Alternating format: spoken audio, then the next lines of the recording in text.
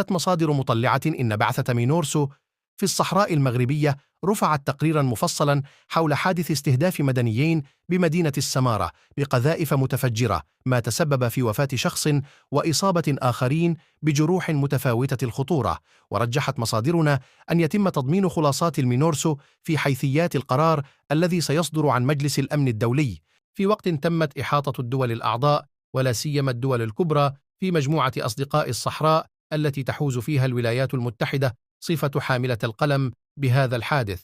وأكدت المصادر عينها أنه رغم عدم إعلان الجبهة الانفصالية تبنيها بشكل مباشر لهذا الهجوم، إلا أن كل المؤشرات تصب في اتجاه أن الميليشيات المسلحة استهدفت هؤلاء المدنيين. ويرجح أن يكون التقرير المفصل للمينورسو قد قدم معطيات تفصيلية حول ما وقع. وكان الوكيل العام للملك لدى محكمة الاستئناف بالعيون أعلن أنه تم